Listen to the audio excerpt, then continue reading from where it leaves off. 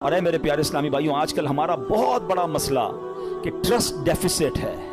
हमें दुनिया वालों पर भरोसा है, हमें रब पर भरोसा नहीं है। हम सब पर भरोसा करते हैं, हम रब पर भरोसा नहीं करते। हमारी जो है ना अल्लाह से दोस्ती कमजोर हो गई है। हमें लगता है नहीं यार ये मसला कैसे, यार जब तक ये बंदा नहीं मिलेगा ना, जब तक ये फोन नहीं करेगा, जब तक इससे मेरा कांटेक्ट डेवलप नहीं होगा, मेरा कारोबार ही नहीं बढ़ेगा, मेरा मसला ही हल नहीं होगा। ये हमारी भूल है।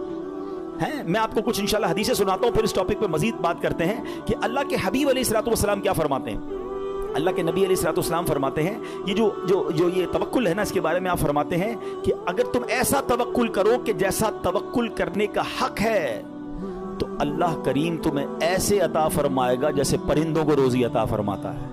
अब ये इतने सारे परिंदे हैं, इनकी रोजी का इंतजाम क्या है? इतना कमाल का ये स्टडी अगर आप करें, और हदीस में आया ना कि अल्लाह ऐसे रोजी देगा जैसे परिंदों को देता है।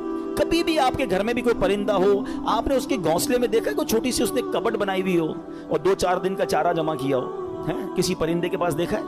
नहीं।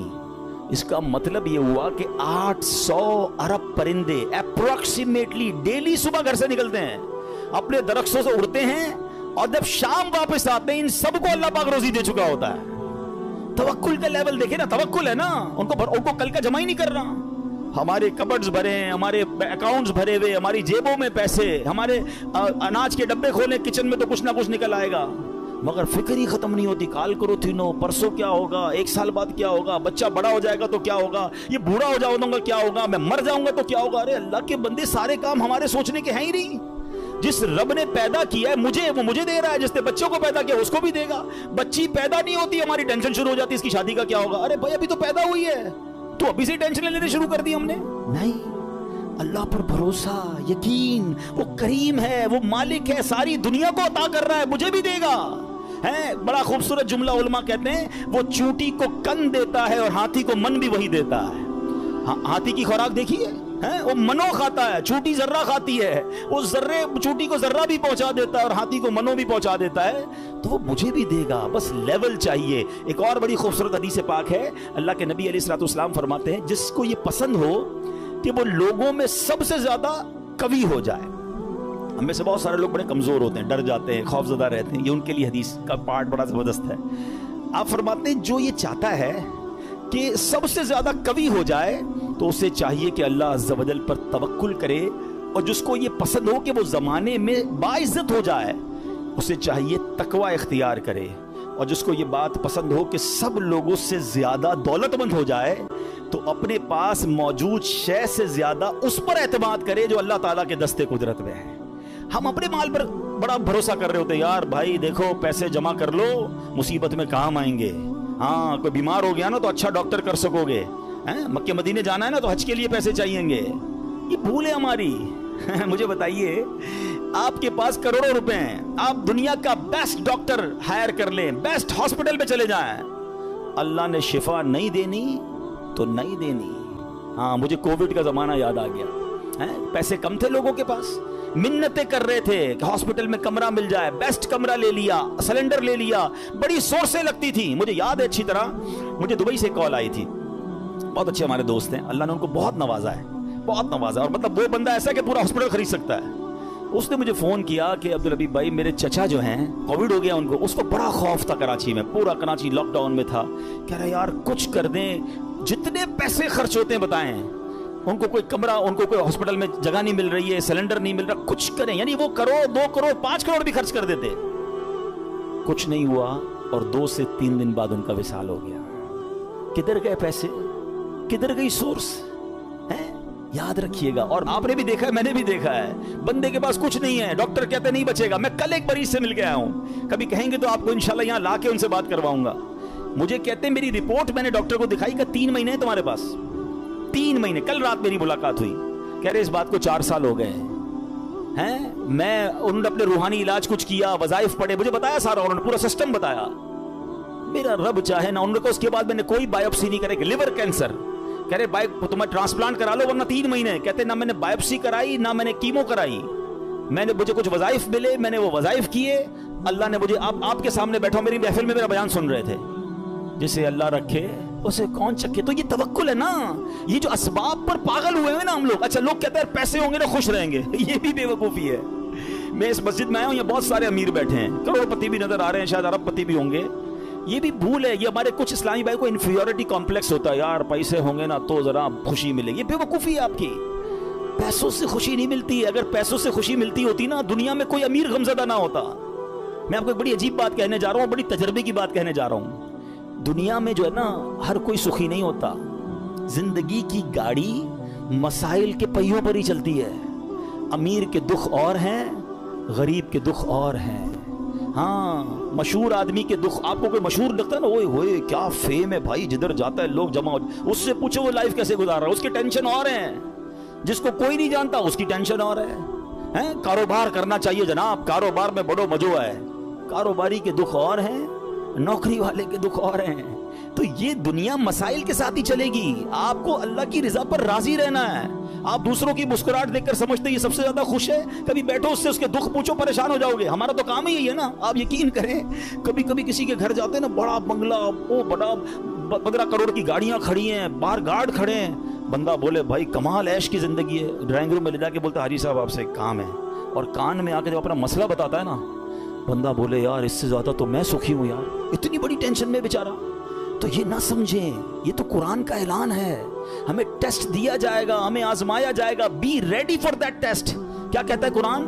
وَلَنَبْلُوَنَّكُمْ بِشَيْءٍ مِّنَ الْخَوْفِ وَالْجُوعِ وَنَقْصٍ مِّنَ الْأَمْوَالِ. کمال دیکھیں، رب نے یہ فرمایا ہم تمہیں عنقریب آزمائیں گے.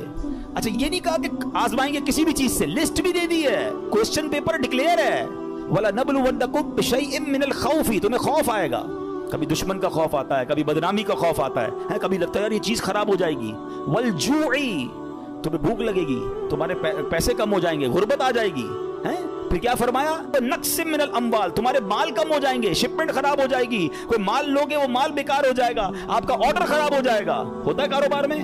پھر کیا فرمایا؟ الانفس والثمرات، تمہاری باڈی میں پرابلم آئے گی، چلتے چلتے بیماری آ جاتی ہے. بندہ کہتا ہے یار کچھ سب چیزیں سیٹ تھی، یہ کیا ہو گیا، یہ کیا نکلا ہے ٹیسٹ کے اندر، یہ تو ہونا تھا.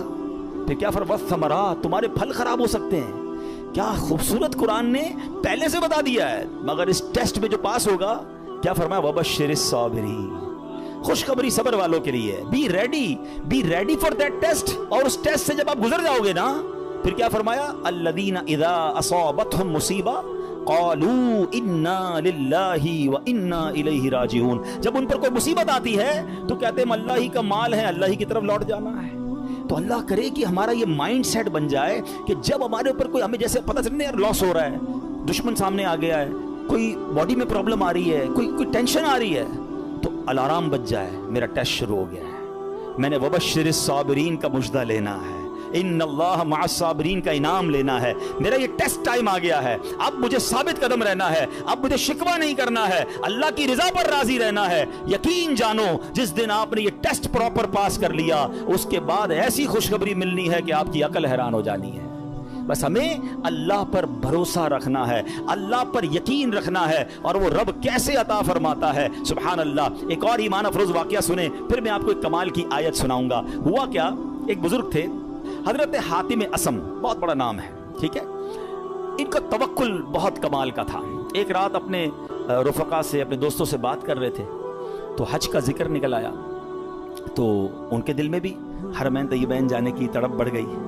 تو گھر تشریف لائے اور اہل خانہ سے کہتے ہیں اگر مجھے اجازت دو تو میں حرمین طیبین چلا جاؤں. تو بیوی بچوں نے کہا کہ ہمارے پاس تو پیسے ہی نہیں ہیں، فاقے چل رہے ہیں، اور آپ مکہ مدینے جانے کی بات کر رہے ہیں، اور آپ چلے گئے تو ہمارا پیچھے کیا حال ہوگا. بھروسہ اللہ پر نہیں ہے، اسباب پر، چیزوں پر.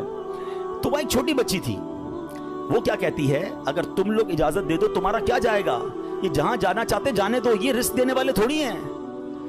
کہتے یہ رازق تھوڑی ہیں، رزق ملنے کا وسیلہ ہیں. جب گھر کے دیگر افراد نے بچی کا توکل دیکھا تو کہتے بچی ٹھیک تو کہہ رہی ہے، اللہ کے گھر ہی جا رہے ہیں، اب چلے جائیں. حضرت کو اجازت دے دی گھر والوں نے، آپ حج پر روانہ ہو گئے. اب صبح ہوئی تو آپ کی جیسے ہی حج کی خبر پھیلی تو آپ کے پڑوسی آ گئے، کہیے آپ نے کیا کیا. اس بچی کو برا بھلا کہنے لگے کہ آپ کو اجازت بھی دینی چاہیے تھی، آپ کے ابو چلے گئے، آپ کے کھانے پینے کے مسائل ہیں. اچھا پہلے ایسا تو نہیں تھا کہ 15-20 دن 40 دن کا حج تھا، کئی مہینوں کا ٹریول ہوتا تھا، جاتے تھے آتے تھے، آلموسٹ 4 to 6 month، ہو سکتا ہے سال کا سفر ہو. تو اب بچی کو یہ کہنے لگے کہ تمہیں اجازت نہیں دینی چاہیے تھی. آئے ہائے، جب اس بچی نے یہ سنا نا تو آسمان کی طرف سر اٹھایا اور کہنے لگی کہ اے میرے مالک اب مجھے ان لوگوں کے سامنے رسوا نہ کرنا، تیرے بھروسے میں نے کہا تھا اب تو نے رسوا نہیں کرنا۔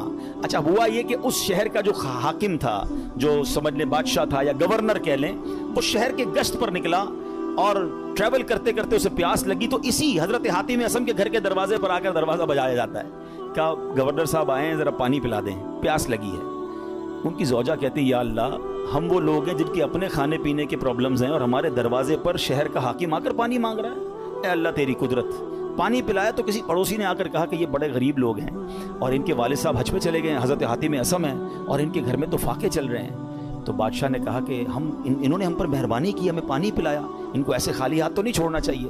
اس نے اپنے جو پیٹی باندھتے تھے اس زمانے میں، اپنی پیٹی اتاری اور ان کے گھر میں ڈال دی، اور اپنے سارے سپاہیوں سے کہا سب اپنی اپنی پیٹی ڈال دو۔ سب نے پیٹی کھولی اور ڈال دی۔ بعد میں وہ پیٹی کے بدلے پیسے آئے اور وہ مالدار ہو گئے، اتنے پیسے ہو گئے سبحان اللہ۔ اب کیا ہوا، جب یہ سب کچھ آ گیا تو اب وہ بچی زاروں کے تار رونے لگی۔ لوگ کہنے لگے اب تو مسئلہ حل ہو گیا، اللہ نے تمہارا بھروسہ تھا، اللہ نے اتنی مہربانی کی، اتنے پیسے گھر میں آ گئے۔ تو بچی کے جملے سنیے گا، وہ کہتی ہے کہ میں تو اس لیے رو رہی ہوں کہ ہم نے کل رات بھوک کے عالم میں گزاری، جب مخلوق نے ہمارے حال پر نظر عنایت کی تو فقر و غربت سے ہمیں غنی کر دیا، فقر و فاقہ ختم، we are now rich۔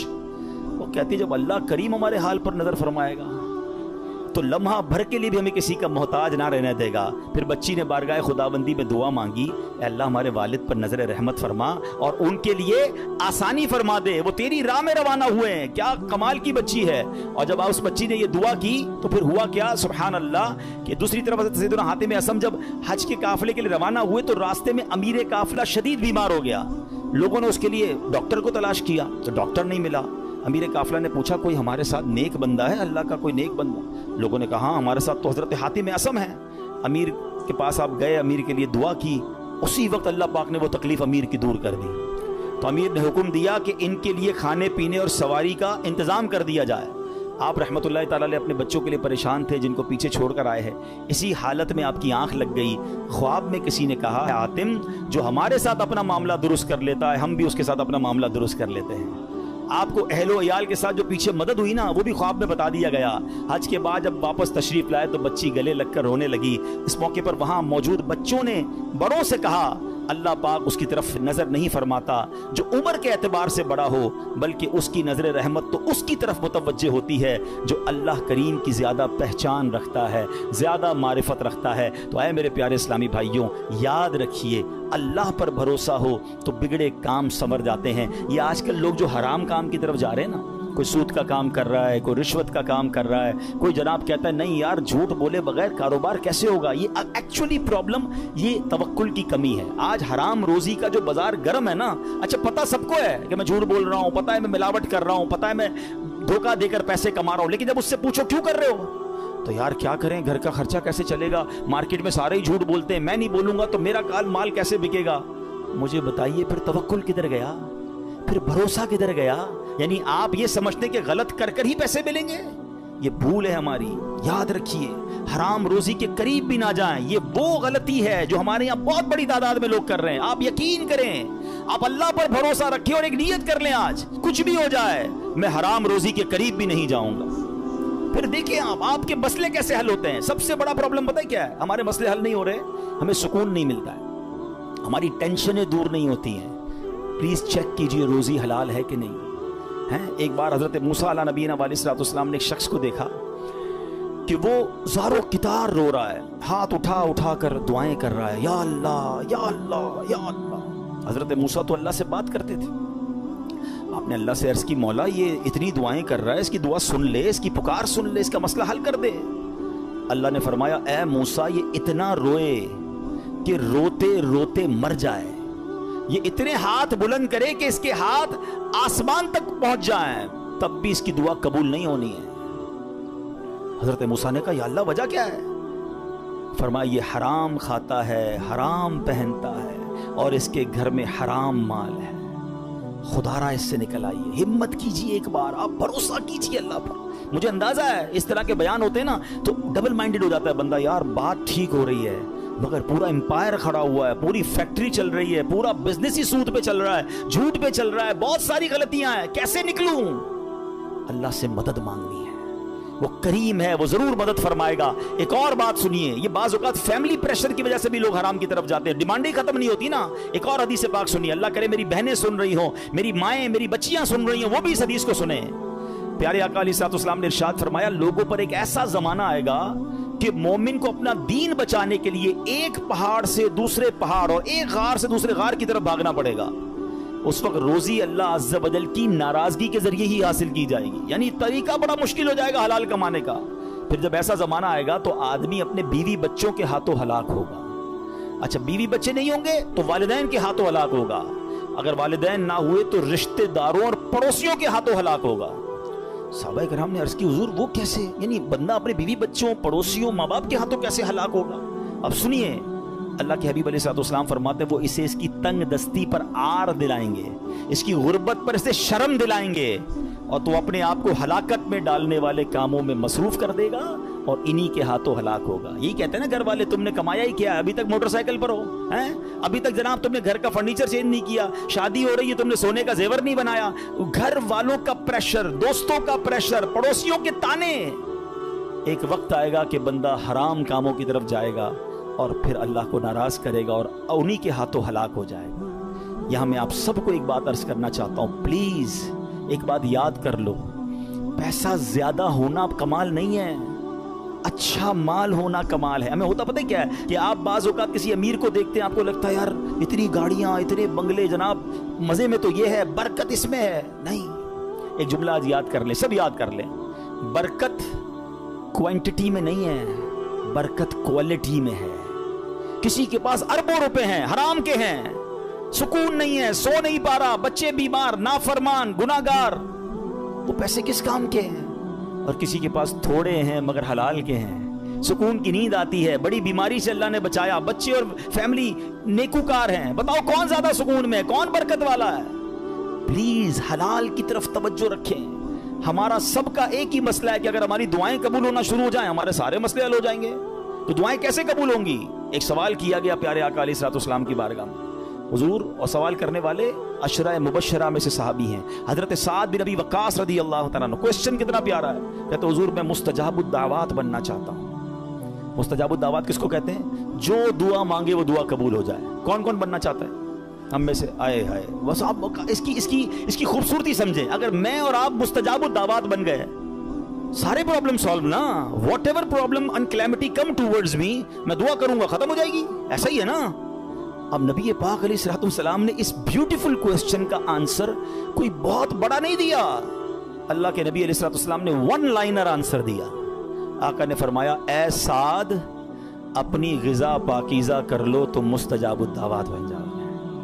Hi hi, what a beautiful way. بس ہمارا نوالا پاکیزہ ہو, ہمارا رزق پاکیزہ ہو. چھوڑ دو ملٹیپلیکیشن کو, یار وہ آگے بڑھ گیا, میرا تو پھر 2000 گز کا بنگلہ کیسے بنے گا, تو V8 کدھر سے لوں گا, تو جناب اتنا ٹریول کیسے ہوگا, یہ سب چھوڑ دیں. آپ ہمت رکھیں. اور میں آپ کو ایک اور جملہ آج بتا دیتا ہوں, جس شخص نے حرام کو چھوڑا ہے نا, وہ نیچے نہیں گیا ہے. دوبارہ شروع میں نے کیا کہا تھا, ایک میرا اور آپ کا کیلکولیٹر ہے, ایک رحمت کا کیلکولیٹر ہے. آپ مجھے ایک بات کا جواب دیں. میں نے کئی بار یہ واقعہ بیان کیا, چلو میں اس کو شارٹ کر دیتا ہوں. ایک مبلغ کو ایک بندہ ملا اور کہتا ہے, جناب میں آپ کا بیان سنا اور مجھے ذہن بن گیا حرام چھوڑنے کا. یورپ کی بات ہے. وہ کہتے ہیں میرے اسٹور پہ شراب بکتی ہے, اور بھی سامان بیچتا ہوں, لیکن شراب بھی بیچتا ہوں. میں شراب بیچنا چھوڑوں گا, پیسے ہی پورے نہیں ہوں گے, کرایہ ہی نہیں نکلے گا, بچوں کا کیا ہوگا؟ تو اس مبلغ نے اس بندے کو یہ کہا, جو میں آپ سب کو اور میرے ویورز کو بھی کہنا چاہتا ہوں, کہ یار ایک بات بتاؤ, تم حرام کما رہے ہو؟ کہتا ہے ہاں. اللہ دے رہا ہے, روزی مل رہی ہے؟ کہا مل رہی ہے. تم حلال کماؤ گے تو کیا وہ روزی بند کر دے گا؟ مجھے بتائیں نا, رزق دینے والا کون ہے, رازق کون ہے؟ میں اللہ کی نافرمانی کروں وہ دے رہا ہے, اور مجھے ڈر یہ ہے کہ میں اس کو راضی کروں گا اور وہ بند کر دے گا. یا تو روزی دینے والا کوئی اور ہوتا تو سمجھ آتی بات کہ بھائی عبادت اللہ کی کروں گا, وہ بندہ ناراض ہو جائے گا. جب روزی دینے والا رب ہے, میرا ایمان ہے, عقیدہ ہے, اس کا مطلب یا تو وہ ایمان کمزور ہے, اور اگر وہ توکل مل گیا تو یہ ڈیفینیٹلی ہوگا کہ آپ اللہ کی ناراضی چھوڑے, آپ کو اندازہ نہیں ہوگا کہاں سے روزی آنا شروع ہو جائے گی. ہوا کیا پتہ, سنیں, یہ میں آپ کو پریکٹیکل واقعہ بتا رہا ہوں. 1 یا 1.5 سال بعد اسی مبلغ کی اسی نوجوان سے پھر یورپ میں ملاقات ہوئی. وہ نوجوان ڈھونڈتا ہوا آیا, کہتا ہے میں یاد ہوں آپ کو. کہتے ہیں یار کچھ یاد تو آ رہا ہے، آپ سے ملاقات ہوئی تھی. کہا میں وہی ہوں جس نے آپ سے وعدہ کیا تھا میں شراب نہیں بیچوں گا. آپ نے کہا تھا کہ اللہ تمہاری روزی میں برکت دے گا، ایسا ہی ہوا ہے، میں نے شراب بیچنا چھوڑ دی، پتہ نہیں کدھر سے روزی آ رہی ہے، اللہ نے برکت ڈال دی ہے. یہ ایک ٹیسٹ ہوتا ہے، یہ ایک پلان آپ کو پہلے لگے گا نہیں ہوگا، اور بعض اوقات کچھ دنوں تک آزمایا بھی جائے گا. آپ بولیں یار مولانا صاحب نے کہا تھا کہ بھائی حرام چھوڑ دو، پیسے زیادہ ہو جائیں گے، میں تو روز کی رشوت 10,000 روپے لیتا تھا، میں نے چھوڑ دی، آج تو 11,000 روپے نہیں آئے. ایسا نہیں ہوگا، کچھ دن آزمایا جائے گا. ہو سکتا ہے اللہ تھوڑی میں ہی تمہیں سکون عطا کر دے، تمہیں برکت ڈال دے، یا پھر تمہیں اپنے غیب کے خزانوں سے عطا فرمائے. اب میں آخر ایک آیت اس بیان کو اینڈ کرتے ہوئے، ایک ایسی آیت ہے ایسا دلاسا دیتی ہے اور اتنی پریکٹیکل قرآن کی آیت ہے. یقین کریں جب پھنس جاؤ نا اس آیت کو، اللہ کرے آپ یاد کر لیں، میں ریفرنس دے دیتا ہوں، آپ ایسا کریں کہ ریفرنس نوٹ کر لیں، اپنے موبائل میں نوٹ کر لیں، پھر خود قرآن پاک سے نکال لیجئے گا. ون آف مائی فیوریٹ آیت آف قرآن پاک. آئے ہائے ہائے کیا دلاسا دیتی ہے. پارہ نمبر 28 ہے، سورہ الطلاق ہے، آیت نمبر 2 اور 3. ٹھیک ہے، یہ آیت آپ اس کو یاد کر لو، اس کا ترجمہ یاد کر لو، جب بھی ٹینشن میں ہو نا آپ یہ آیت دہرا لو. اب آیت سنیں کیا ہے، پورا فارمولا اللہ نے قرآن میں دے دیا ہے. اللہ فرماتا ہے وَمَن يَتَّقِ اللَّهَ يَجْعَل لَّهُ مَخْرَجًا. جو اللہ سے ڈرے اللہ اس کے لیے نجات کا راستہ نکالے گا، اس کو ایگزٹ ڈور ملے گا. پھر کیا فرمایا وَيَرْزُقْهُ مِنْ حَيْثُ لَا يَحْتَسِبُ. اللہ ادھر سے روزی دے گا جدھر تمہارا گمان بھی نہیں ہوگا. اچھا اب اس کو تھوڑا پریکٹیکلی کرتے ہیں. ٹھیک ہے، یہ سفید داڑھی والے بزرگ بیٹھے ہیں، مور دین 50 ایئرز جتنے بیٹھے ہیں نا، میں نے کبھی آپ سے بات نہیں کی ہوگی اس موضوع پر، مگر آج میں بہت عجیب سا دعویٰ کرنے جا رہا ہوں. جتنے یا 50 سال سے بڑی عمر کے بیٹھے یا 45 سے پلس ہے نا، اب میں جو جملہ کہنے جا رہا ہوں آپ سب سے پوچھ لیجئے گا. آپ کی زندگی میں ایک بار کم از کم، اس سے زیادہ بھی ہو سکتا ہے، ایک بار ایسا ضرور ہوا ہوگا کہ آپ کو لگا ہوگا یار بس اب ختم، پھنس گئے بھائی، بڑا معاملہ آ گیا ہے، اب نہیں نکل سکتا، ادھر سے نکلوں گا کیسے. اور آپ ایسے نکلے ہوگے کہ آج جب آپ سوچتے تو آپ حیران ہیں یار میں اس پرابلم سے نکلا کیسے. کیلکولیٹر کہتا تھا قرضہ بہت ہو گیا ہے، نقصان بڑا ہو گیا ہے، پیسے پھنس گئے کہیں، کوئی پیسوں کا معاملہ ہوا ہوگا، کوئی بیماری کا معاملہ ہوا ہوگا، کوئی فیملی پرابلم ہوا ہوگا.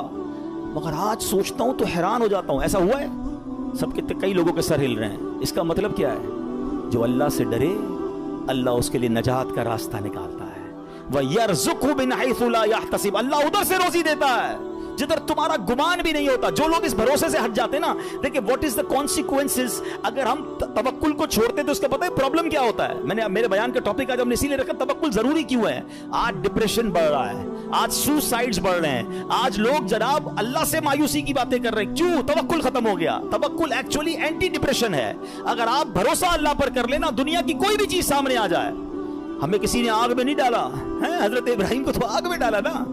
ایسے بہت سارے بدر کا واقعہ ہم نے سنا. 313 لوگوں کو کیا تھا جذبہ؟ توکل تھا کہ اللہ کے نبی ساتھ ہیں، ہم راضی ہیں، اور اللہ نے فرشتے بھیج دیے.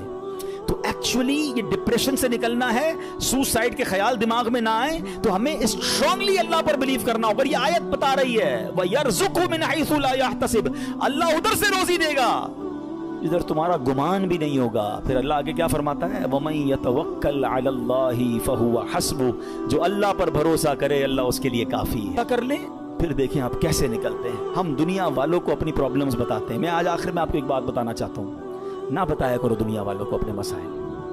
ہاں مت بات کیا کرو.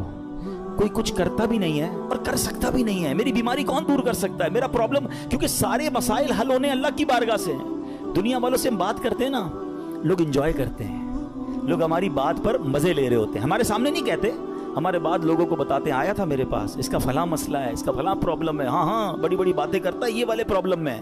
یعنی ہماری پرابلم سے دنیا والے انجوائے کر رہے ہوتے ہیں. کیوں بتاتے ہو دنیا والوں کو بھائی؟ کسی کا احسان کیوں اٹھائیں، کسی کو حالات